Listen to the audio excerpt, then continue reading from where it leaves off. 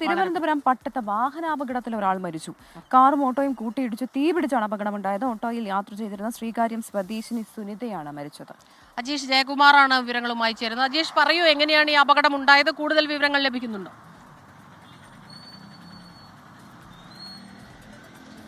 സ്മിത, ഇത് ഇന്ന് പുലർച്ചെ 3:30യോടെയാണ് ഈ അപകടമുണ്ടായിട്ടുള്ളത്. കാറും ഒരു ബൈക്കും ഒരു ഓട്ടോറിക്ഷയും തമ്മിൽ കൂട്ടിയിടിക്കുകയായിരുന്നു. ഈ കാറ് വന്ന് ഓട്ടോയിലും ബൈക്കിലും ഇടിച്ചു എന്നാണ് പ്രാഥമികമായി മനസ്സിലാക്കാൻ സാധിക്കുന്നത്. ഇപ്പോഴും ഈ പുലർച്ചെ 3:30യോടെയാണ് ഈ സംഭവം നടക്കുന്നത്. ഇതിൽ ഓട്ടോറിക്ഷ ഓടിച്ചിരുന്ന ആളാണ് വെന്തു മരിച്ചത്. ഈ ഓട്ടോറിക്ഷ, ഈ അപകടത്തെ തുടർന്ന് ഓട്ടോറിക്ഷ പെട്ടെന്ന് തീ പിടിക്കുകയായിരുന്നു. അതിനകത്ത് ഉണ്ടായിരുന്ന അയാൾ ഓട്ടോ ഓടിച്ചിരുന്ന ശ്രീകാര്യം സ്വദേശിയായിട്ടുള്ള സുനി എന്ന ആളാണ് മരിച്ചത്. ഒരു ബൈക്കും ഇവിടെ കിടപ്പുണ്ട് അപകടത്തിൽപ്പെട്ട്. ഇവിടെ ചില നാട്ടുകാരൊക്കെ, ചേട്ടാ നിങ്ങളൊക്കെ ഈ സമയത്തല്ലോ ഉണ്ടായിരുന്നു ഇവിടെ?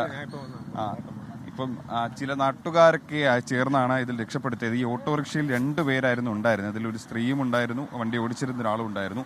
ഈ ഓട്ടോറിക്ഷയ്ക്കകത്ത് ഈ പെട്രോൾ പോലുള്ള എന്തോ ദ്രാവകം ഉണ്ടായിരുന്നു എന്നാണ് മനസ്സിലാക്കാൻ സാധിക്കുന്നത്. അങ്ങനെ അത് ഈ അപകടത്തെ തുടർന്ന് പെട്ടെന്ന്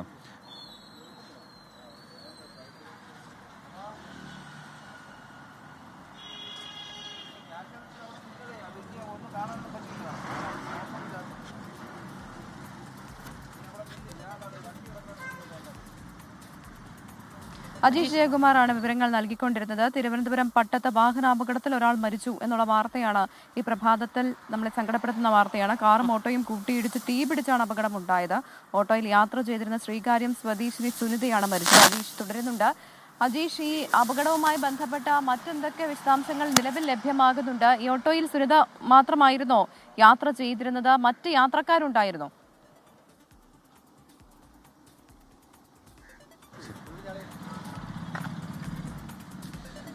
സ്മിത, ഇപ്പം നമ്മൾ കാണുന്നത് ഈ ഓട്ടോറിക്ഷയുടെ അവശിഷ്ടങ്ങളാണ്. അത് പൂർണ്ണമായിട്ടും കത്തി നശിച്ചിട്ടുണ്ട്. ചേട്ടാ, നിങ്ങൾ ഈ സ്ഥലത്തുള്ള ഉണ്ടായിരുന്നു? ഇപ്പോഴും ഉണ്ടായിരുന്നു ആ സമയത്ത്?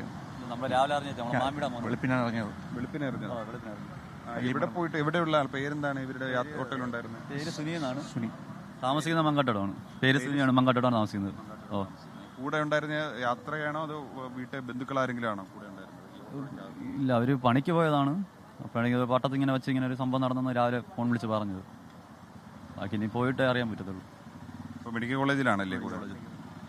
അപ്പം അതാണ്, 2 പേരായിരുന്നു ഓട്ടോറിക്ഷയിൽ ഉണ്ടായിരുന്നു. ഒരാളുടെ നില, അതായത് ഈ ആളുകൾ രക്ഷപ്പെടുത്തുമ്പോൾ തന്നെ ശരീരത്തിൽ 80% പൊള്ളലേറ്റിരുന്നു. ആശുപത്രിയിൽ എത്തിച്ചെങ്കിലും ജീവൻ രക്ഷിക്കാനായില്ല. മറ്റൊരാളുടെ ആരോഗ്യനില, അതായത് 50% പൊള്ളലേറ്റിട്ടുണ്ട്.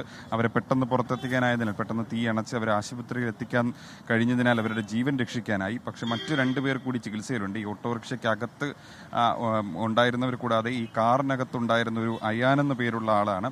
അയാളെയും പരിക്കേറ്റ് തിരുവനന്തപുരം മെഡിക്കൽ കോളേജ് ആശുപത്രിയിൽ ചികിത്സയിലാണ്. കൂടാതെ ഇരുചക്ര വാഹനം ഓടിച്ചിരുന്ന ആളും ഇപ്പോൾ ചികിത്സയിൽ തന്നെയാണ് ഉള്ളത്. ഇപ്പോൾ ചില ആളുകളെ, അതായത് വിവരങ്ങൾ നൽകിയിരുന്നത്. എന്തായാലും രാവിലെ തന്നെ ആ സങ്കടകരമായ വാർത്തയാണ് പുറത്തു വന്നത്.